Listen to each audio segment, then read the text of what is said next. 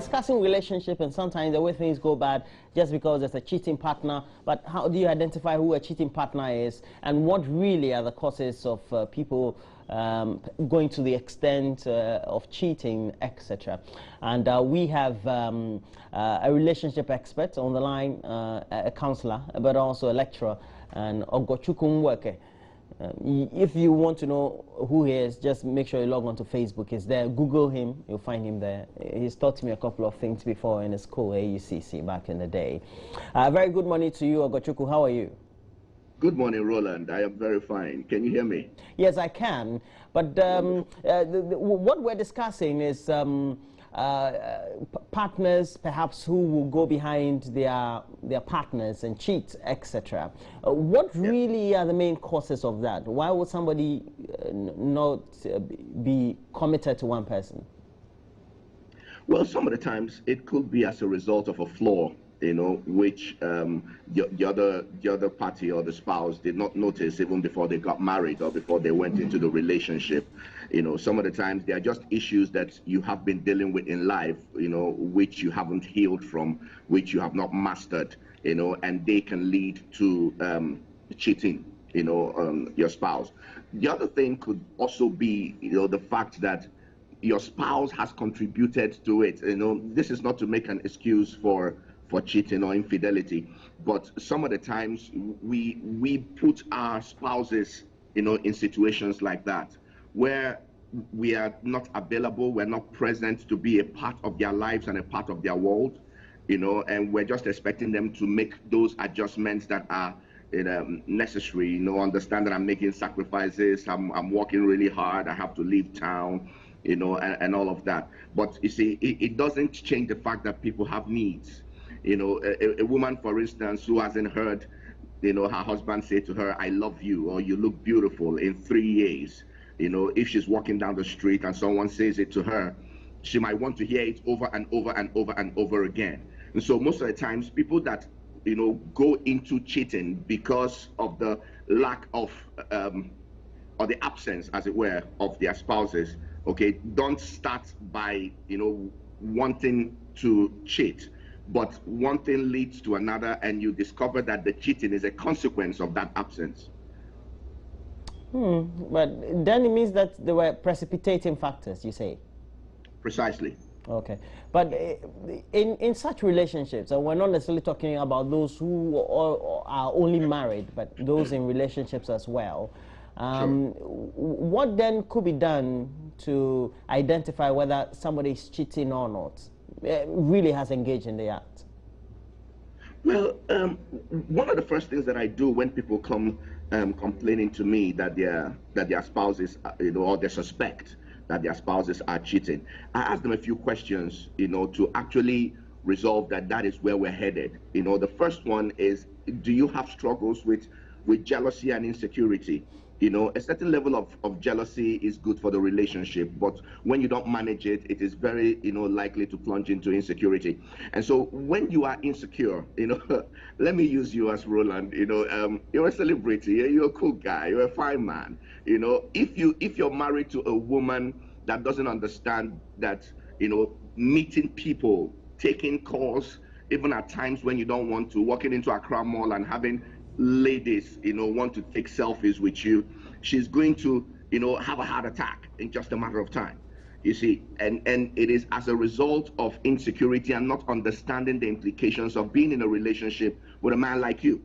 And so I have to first settle that, you know, between us, that you're not having any struggles with insecurity.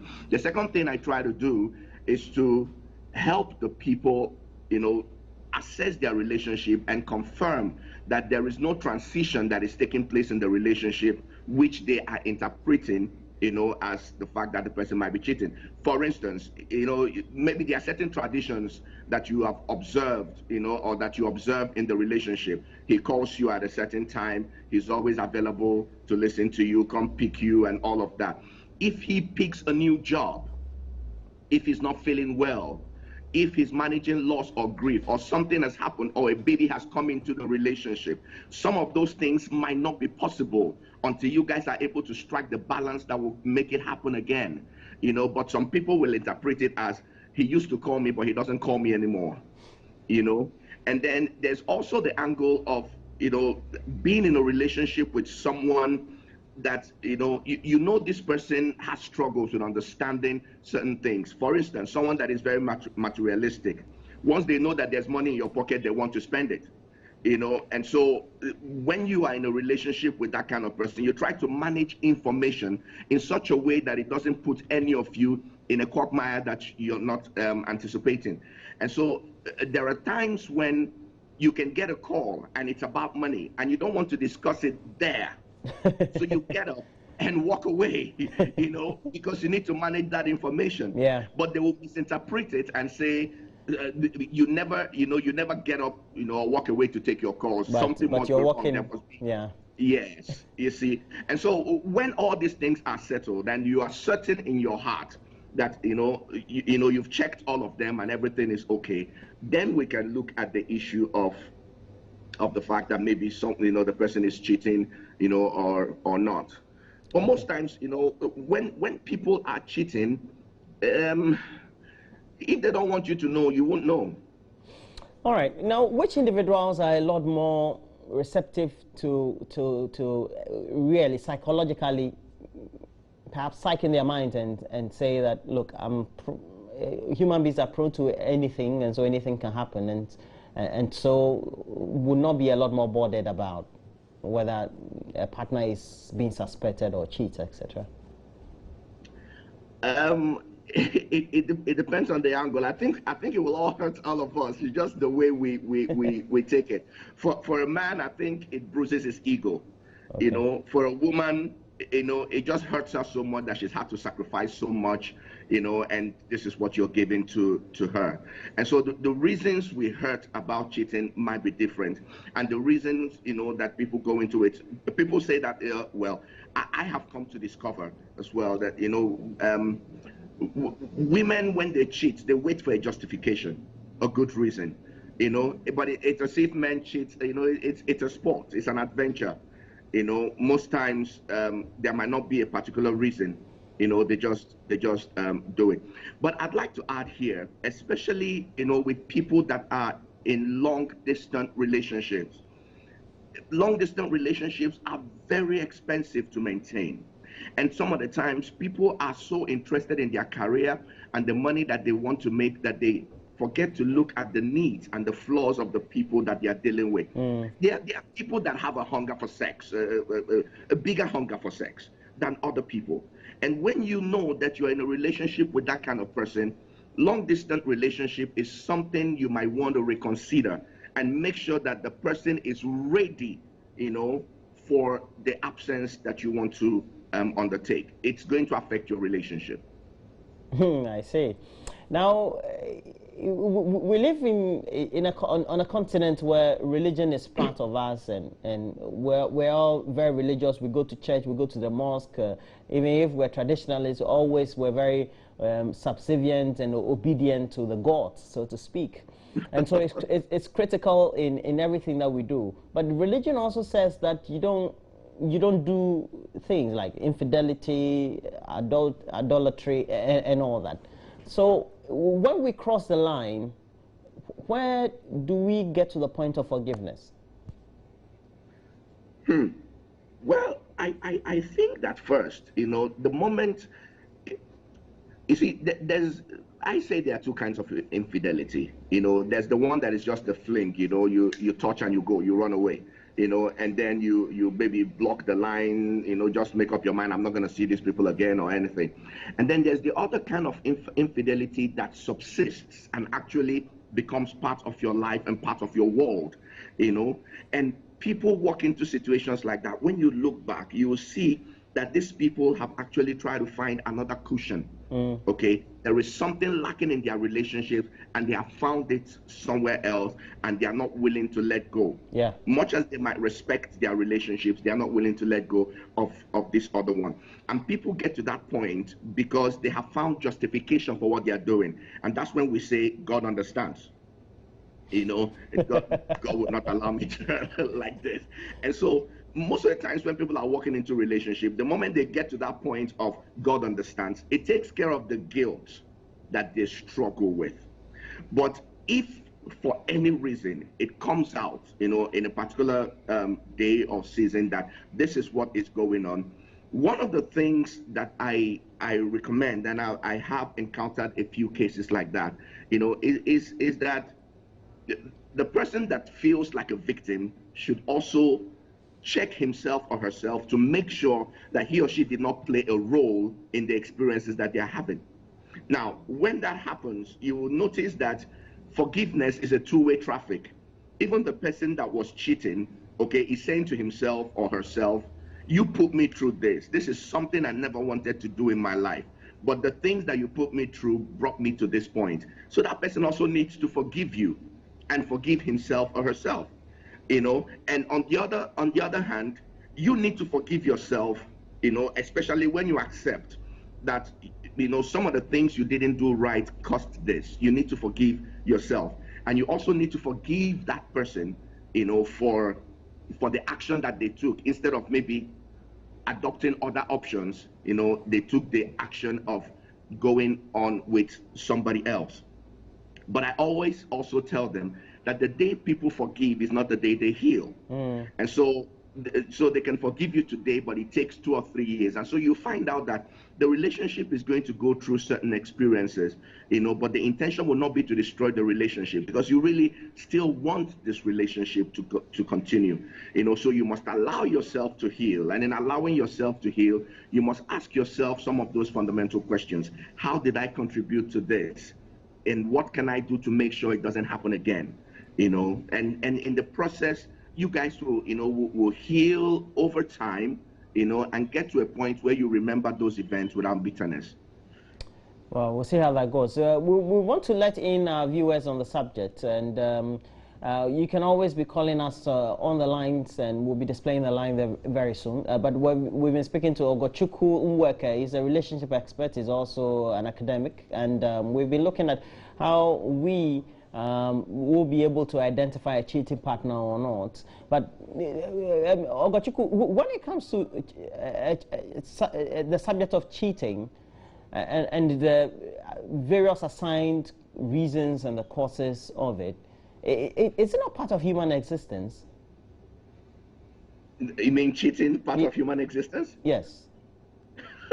Well, it depends on how you want to look at it. But yes, cheating happens in a lot of ways. I actually say that one of the signals, one of the things that you should pay attention to is when there's a disconnect in your relationship. It might not be that the person is cheating, but it tells you something is wrong.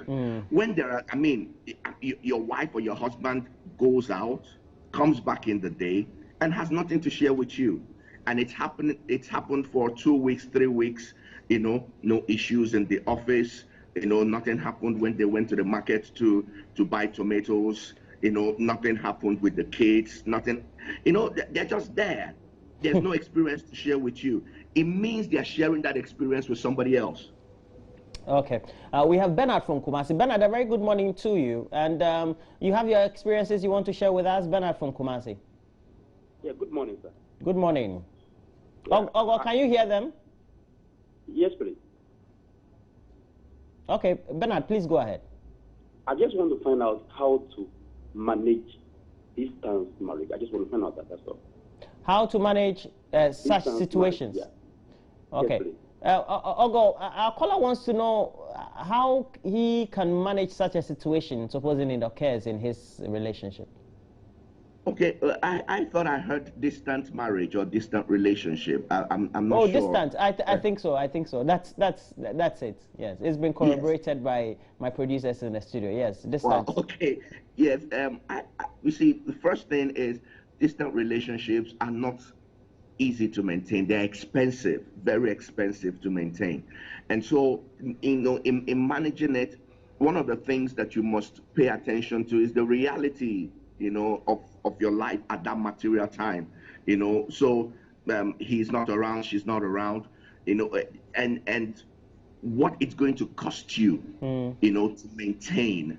And in trying to do that, you need to assess it sincerely, You know, how much is it going to cost us to maintain? And Okay. so accountability is very, very important. Okay. Honesty, but accountability is very, very important. You see, there's a mistake that people make when they say, oh, but you already know me now. How would you even think I'm doing something? No.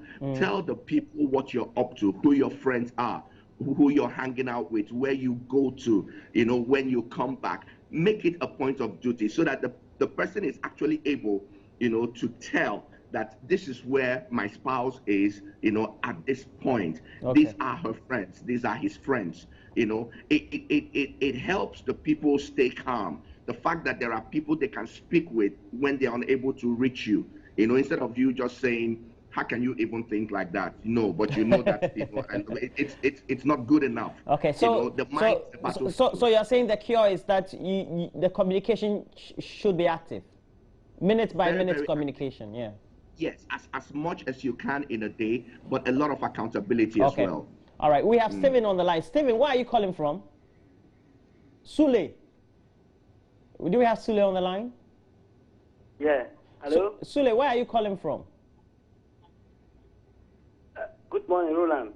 Senior, good morning. Where are you calling from, Sule? Yeah, calling from Tamale. Please go ahead. Our relationship expert is also online to listen to you. I just want to share my experience with you and ask a relationship expert. I'm someone who has high drive for sex, and my partner doesn't have that particular feeling. So normally it forces me to go outside to have extra affairs with other ladies. And whenever I do that, she gets me. So it's putting our relationship on a very difficult situation. So I want to ask the relationship expert as to how I'm going to manage that. Ogo, over to you. Wow. This one a while for you now, for you alone. Don't be smart. The thing is, when I hear things like this, one of the things that it shows is that it is very, very possible that, you know, they didn't spend a good time in counseling, and they didn't spend, you know, enough time trying to know each other. And so that's one of the consequences. But you see, when you get to know each other very well, you understand the implications of being in a relationship with this kind of person and find out if it is something that can be corrected.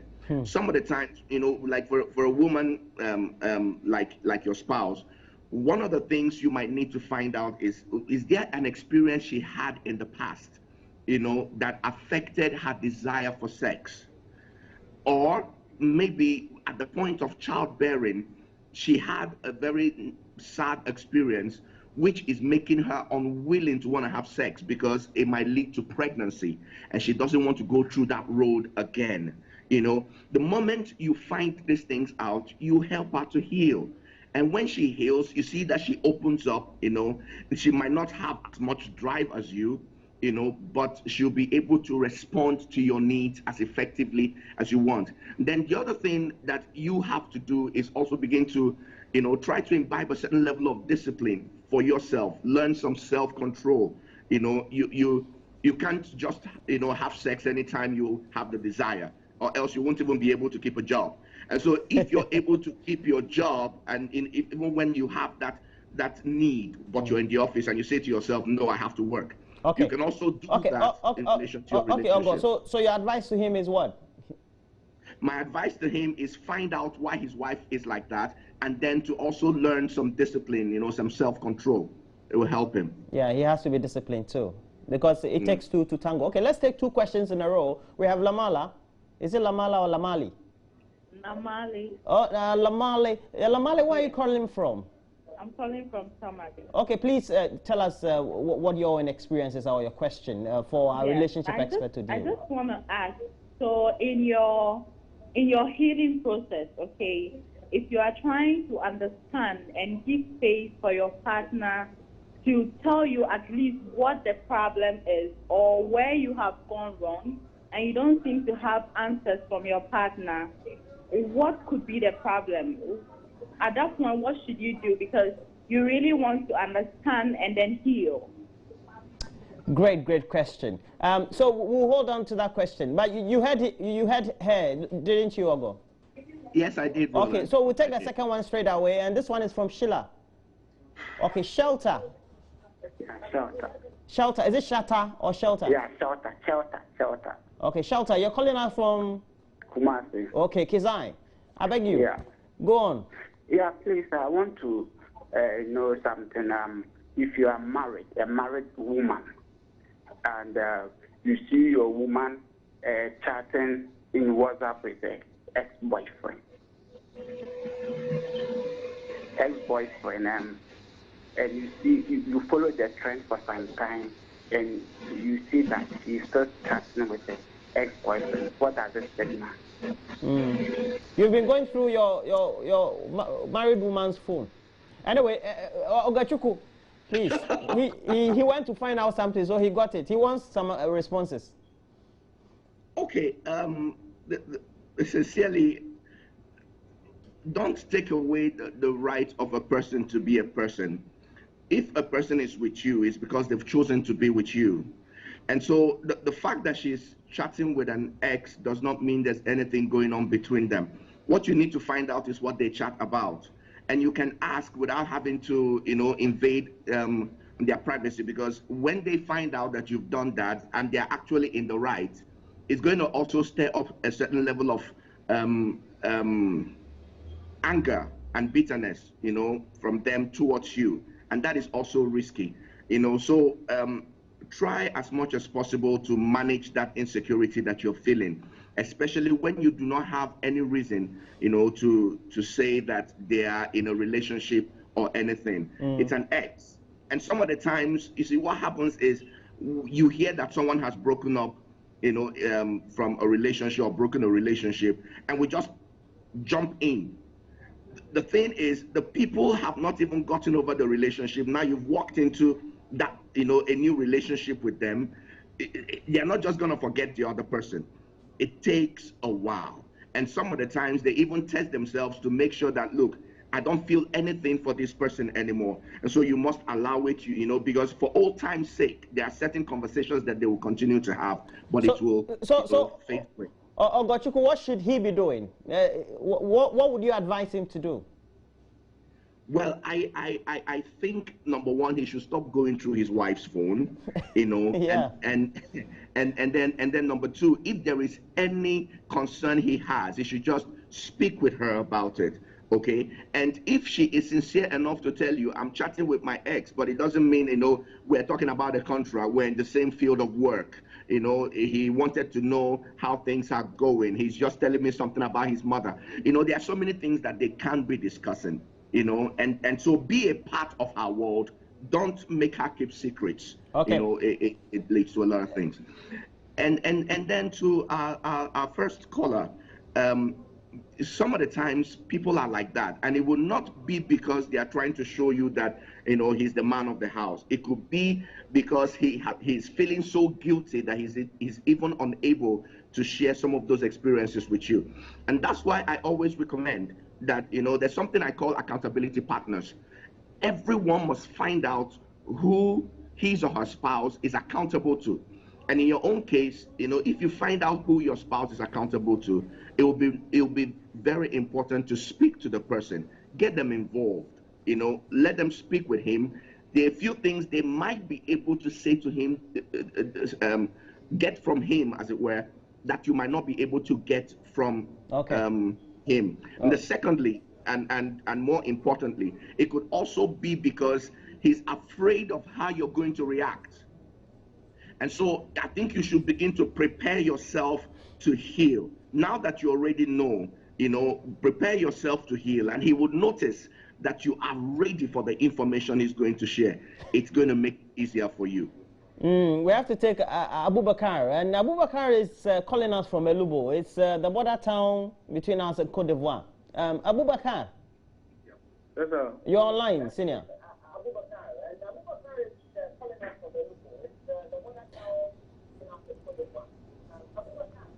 Yes, sir. Please, can I get the number of the relationship expert so that I can talk to him one-on-one? Okay, that'll be good. So our producers will take your number and then, or we'll give you, or you can call us back and then we have from Ampong a caller, Frank. Yes, sir.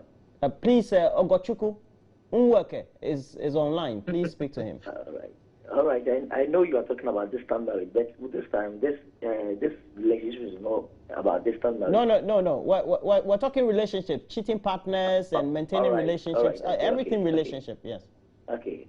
The partner I and my partner are living in one place, but sexually, one is not interested in sex. The drive is low, and she told me that she's not interested in sex. So what do I do? Okay, Ogo, you heard him. Yes, I did. In a relationship, he feels a partner is not interested. The sex drive is low, very low, below zero. So how does he deal with it? It's a concern for him. Frank. You see, one of the problems that men have is that the moment they hear that, they feel rejection. And when they feel rejection, they are even unable to want to find out why and how they can deal with it. You know, so they just feel that, oh, this woman doesn't love me, she doesn't want me anymore, and all of that. And I think it's a very wrong approach. I think that what he needs to do is find out why she's in that place, you know, and why that is the status quo in their relationship. Once he is able to find out, you'll see that, you know, you help the person to come out, you know, and respond to your needs, and in this situation, your sexual needs. But most of the times what we do is, oh, I'm not interested, oh, leave me, oh, I don't want, oh, but you did it 2 days ago, why are you here again? You know, we feel rejection when we hear that. But we must always remember that, you know, your interest is to sustain your relationship and make it beautiful. So if the person speaks like that, just as when your child says, I'm not hungry, you don't leave the child.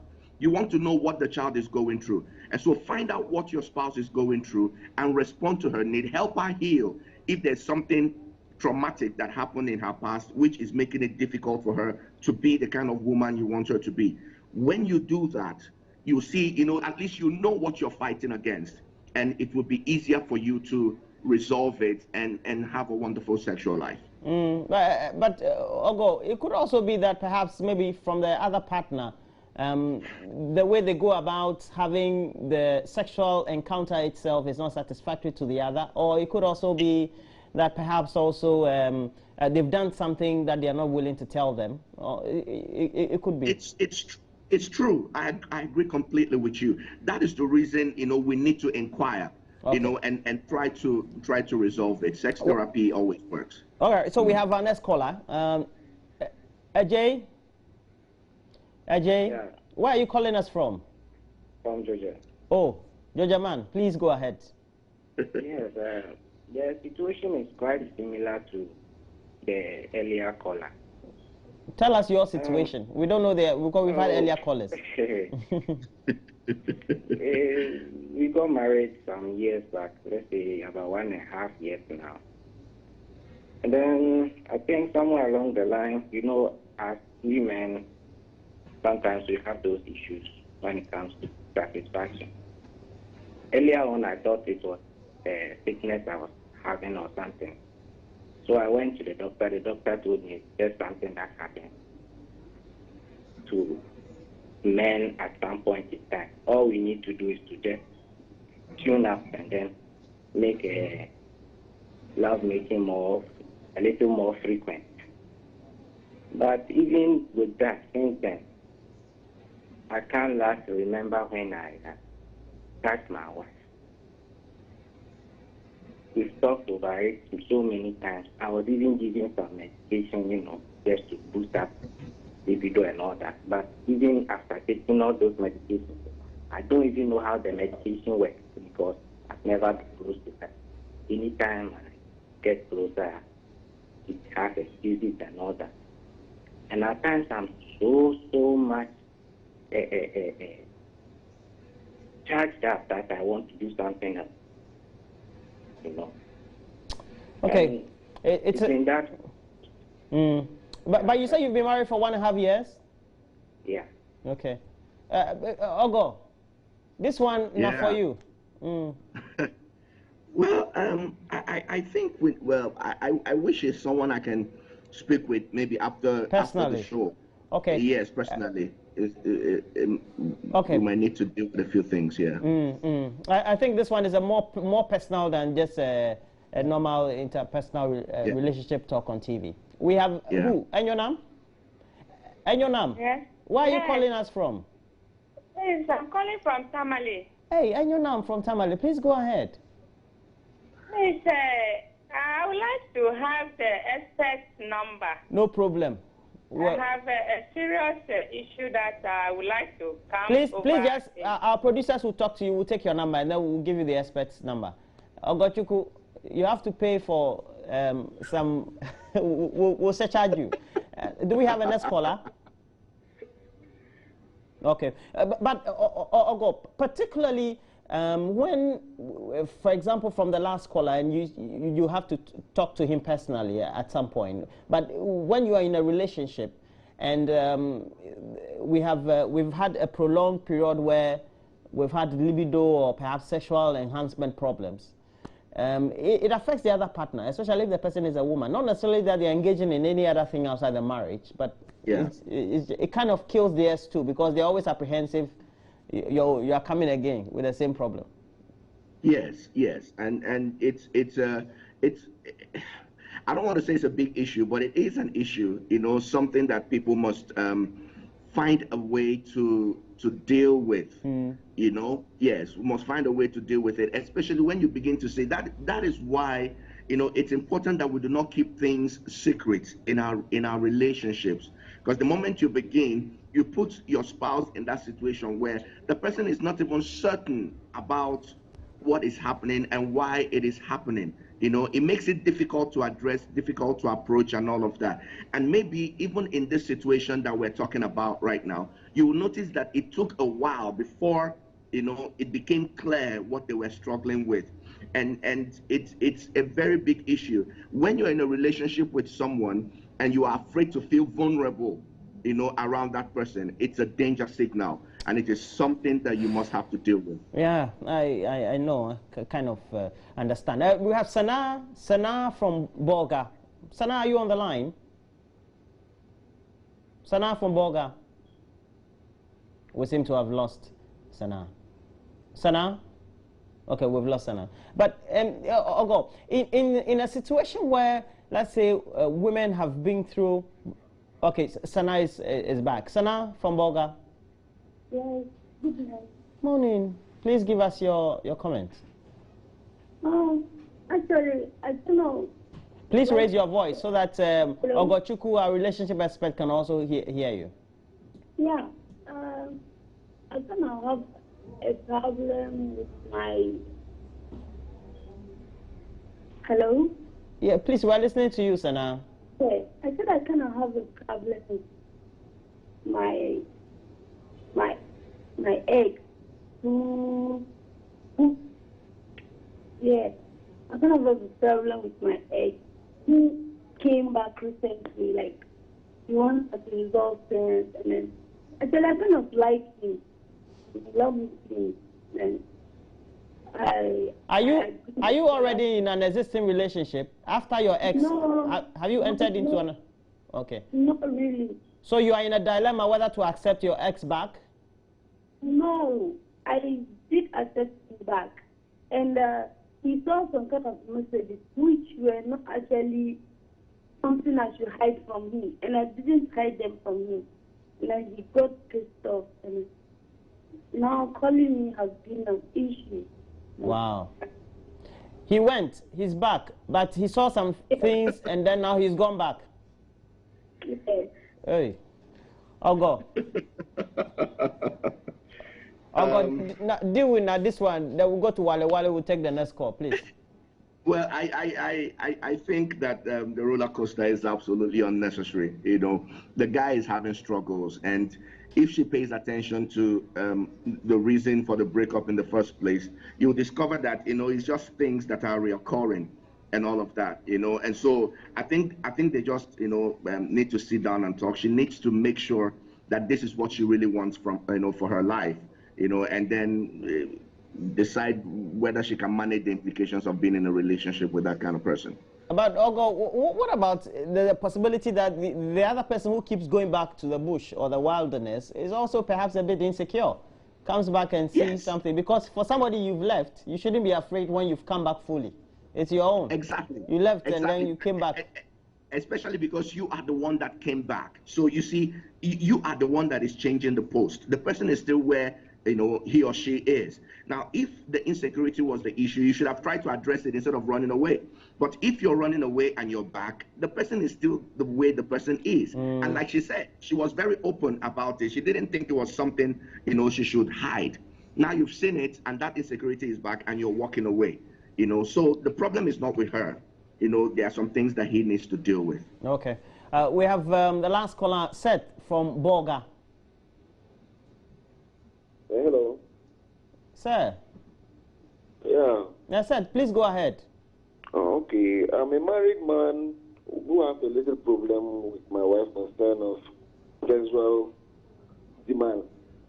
Actually, in our relationship, at the beginning, as lovers, it wasn't so.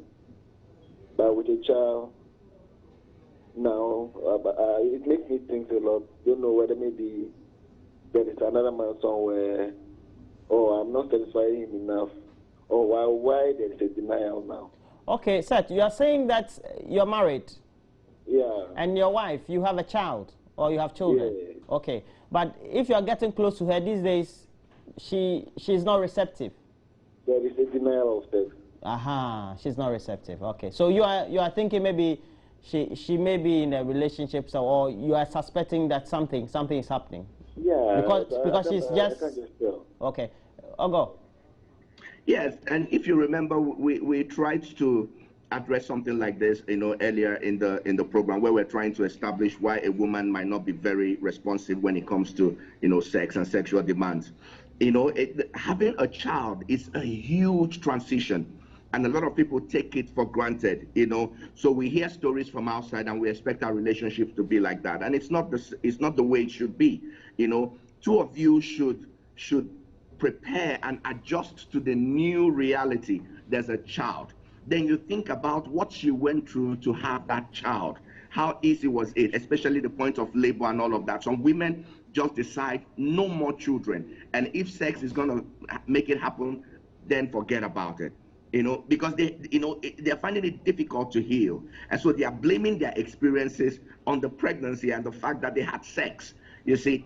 And so, funny as it might be, it's something that a lot of people struggle with, and if you don't deal with it, the disconnect will just continue. It's not because she's in a relationship with somebody else. And also find out some of the things that, maybe you did something to offend her, and it revolves around sex. A comment you may have made which you didn't think was anything, but she interpreted it and said, okay, so this is what you're doing, or this is what what you've come to, and then they begin to use sex as a weapon of control, so just think about it and see. Okay, we have the last caller. I said the last one, but let's take a last one. Frank from Ho. Frank, you are last caller. Hello, good morning. Morning, Frank. I'm Frank calling from Ho. Please, go ahead. I actually wanted to ask a question. Please go ahead. Listening to the earlier contributors, it looks as if sex is a problem, a sex issue. And it is a very thing some counselors and some preachers are preaching against. Is it not proper? We know our partners, we know each other in all the aspects before we settle down. So that this kind of issue, maybe I cannot satisfy you well, will not be an issue in relationship or marriage. All right, Frank. Frank seems to have concluded everything for us. Ogo, conclude for us. Yes, well, the little research, that we are also doing about premarital sex is the fact that, anything you do that stirs up guilt cannot satisfy. You feel like a thief, whether it is because of religious grounds, or the values and the culture that you have, or the fact that you're just scared that somebody might find out, or pregnancy might come in and all of that. But there's a lot of guilt and anxiety that is attached to premarital sex. And so you cannot use premarital sex to know whether you're sexually compatible with someone. It is actually a huge risk, and when people speak about compatibility, I find it very difficult to truly understand, what they mean, because what we should all be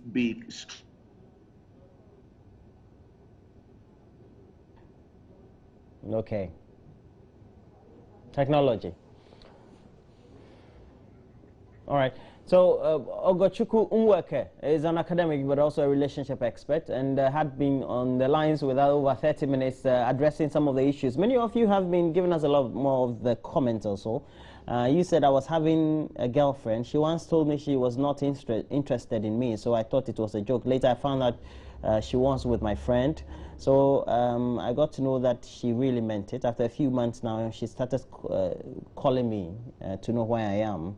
Now I'm in a dilemma, and that's from Des from Ho. You want to know why your ex is trying to call you back. You want to have the number of the relationship experts. Okay, we'll try as much as possible to satisfy that demand from you. All of you want his number. Okay. You said, please, my name is Sunny. I'm a young man, and I'm a counselor. Please, it says none of the couples who especially call should continue chatting with their exes. It is not a good thing to do. Okay. And you said, Roland, I've been married for 18 years now, but my husband's sexual life has changed. Anytime we want to have sex, he will ejaculate without penetration, and that hurts me. I'm from Wa. Well, men change. We all do change. I'm not a relationship expert, so I can't advise you. But I guess we all suffer from some level of premature ejaculation or somewhere. As a man, I think one way or the other it happens. It happens within, it depends. So there are many factors relating to that. I think he will be the best person to decide that. But I can't give you any advice on that. You want the contact of the experts, and we'll try as much as possible to do that. But that's where we have to end the discussion. And thank you also Ogochukwu Umweke, our relationship expert who was on hand this morning to give us a lot more of the comments this morning.